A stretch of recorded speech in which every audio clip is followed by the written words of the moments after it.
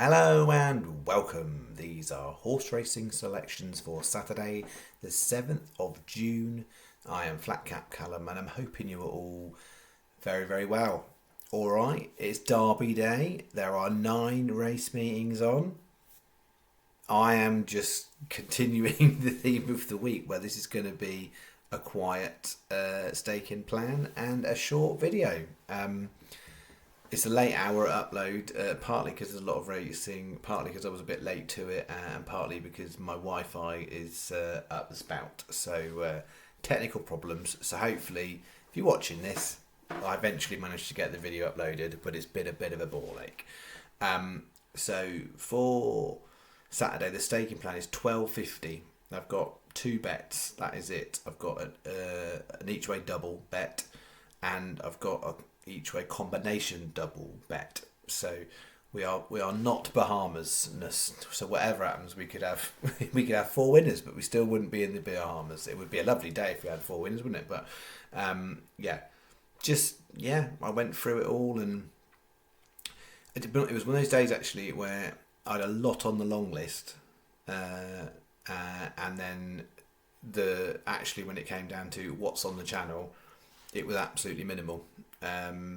Spent a lot of time and a lot of races to come up with not a lot, basically. So one of them. I'm all right with it. I'm right with what I'm putting out. So we'll do the review of Friday. We'll go through Saturday's bets. Sunday, if I do play, it's not loads of races, only 3 meetings. Will be quiet. So it's definitely going to be the lowest full staking week we've had. And I think last week was the highest. So it's just got to take each week as it comes. It's not like there's not been a lot of racing this week. There has been, but just haven't worked. So Friday, few quid back, but not enough. So just didn't look interested. So annoying when you got an inform horse, and then nope, not interested.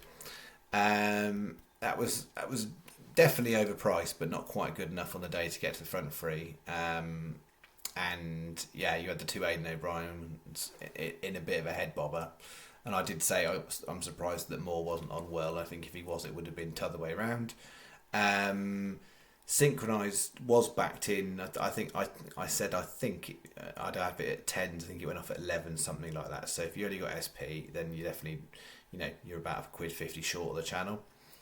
And then that one again, they didn't look like they really wanted to put that into the race. So £3 back off 9.50. After 5 days, we've only played 3 of them. We are £1.94 ahead on the week. That is where we find ourselves. And then haven't done these in time order just because the first race is 3.15 on bet 1. It's the 3.30. It's the Derby. So this is bet 1 on the exciting Saturday I've got for you. 3.30 in the Epsom Derby.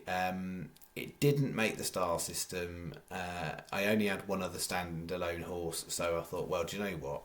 It was close. It was close to being starred, and it's the Derby, so let's put it in. So Tornado Alert 40-1. There's a few bookies 40s, quite a lot of 33s. There is a little bit of 50s if you're rooting around. So not starred. Basically, the top 4 in the betting are what I would make the top 4 most likely to win. That's the way it looks. There are definitely negatives against the top. So, name escapes me. Ruling Court. Ruling Court won the 2,000 guineas. That sounds right. If I've got that wrong, you know what I mean. The one that won the 2,000 guineas, the Godolphin one. Charlie Appleby'd come out and said he doesn't want it to rain for that horse. There's definitely going to be moisture about. How much rain? I think it's one of them ones in the southeast of England. Rain is forecast. Not as much as there was like a day ago, but some places will get dumped on, some won't. So that's a negative on that one. And then the other 3, so like the Aidan O'Brien ones, there's 2 Aidan O'Briens and another one, but they're all drawn quite wide, and the history of the Derby is you generally want to be more likely to be single figures. It's going to be a bit strange this year because we've obviously got the 19 runners, which is unusual. So I'm saying that knowing that Tornado Alert's 11, drawn 11, but I think there's little niggles with all of them, and so then I'm looking around. And basically, it's the fifth best one. It's how I worked it out. And so it's got a lot of juice in the price. I think it will come on a ton from the running the 2,000 guineas because it was fourth, and obviously bear in mind Field of Gold's gone on one since then.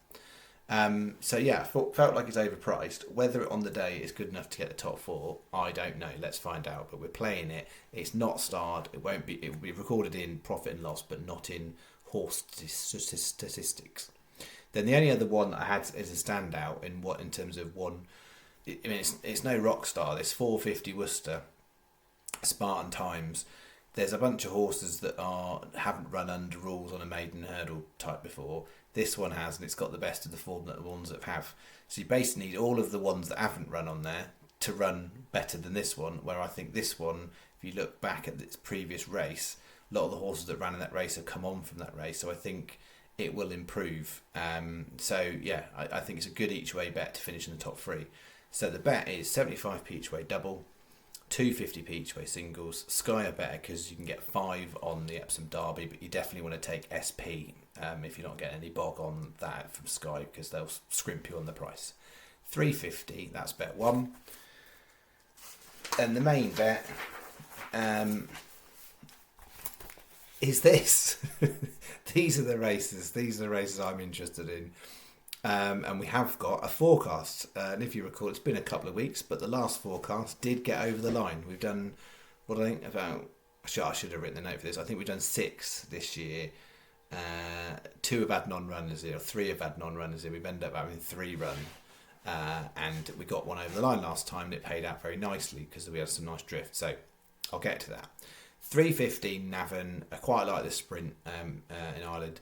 Real Tin Fantasy and Inish Mott Prince definitely came out strongest on my ratings, so both comfortably starred horses. There are some other horses in there that are well handicapped, but they came out strongest, so they're in. And then the 7 o'clock at Chepstow is the race that I liked the most. So all this stuff, all these big fields, I found myself on the 7 o'clock at Chepstow. The one niggly bit is all this rain, so it's what the rain does to the ground at Chepstow. It's currently suggesting it's good to soft. It might get softer, so that's the watch out on here. If it gets like soft overall, then this bet is going to be what I'm less keen on. So Max Dilemma and Red Robin both got lots and lots of form over the course, which is helpful. But when I've gone through the race, based on my stats, they came out quite nicely, and then with the prices they're at, obviously they might get a bit shorter, but from a forecast point of view, get a forecast up like that, that's an absolutely cracking payout. So I felt like it was worth chancing, even though I have got a niggle about the ground on that one. So first time we've done that for a while, and I did mention, I was going to say this out loud because I always say I'll never mention on the channel stuff I've done off the channel if I've won, but if I've done stuff off the channel I've not won, I'm fine to mention it, right? So there was a race on Friday night, and I debated for the channel about playing it in the forecast world.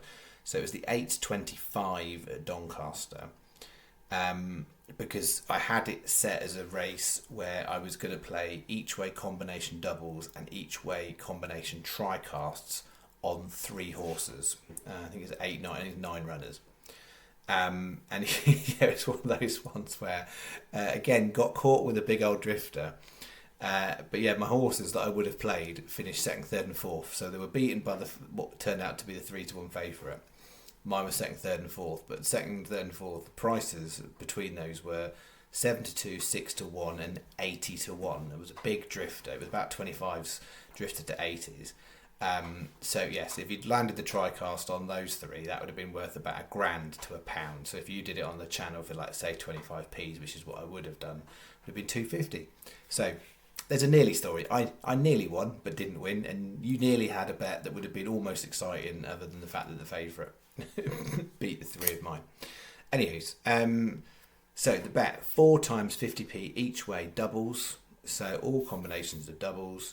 That's £4. 4 times 50p each way singles, that's another £4. and we've got the 50p reverse forecast. So the last race on my selection plan, so we've got 4 races for Saturday.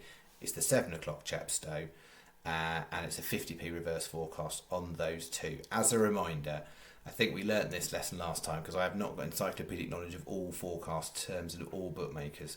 365, you definitely want to wait until 8 o'clock till bog's on, otherwise they will take you, if those horses drifted in price, they won't pay you out on starting price, they'll pay you out on the price you took the horses at. I believe they're the only ones that do that. Sky are better for the bet because they're paying 5 places there. Alright, that's it. I think I'll be having a poke about in Ireland and Goodwood, possibly Perth for Sunday.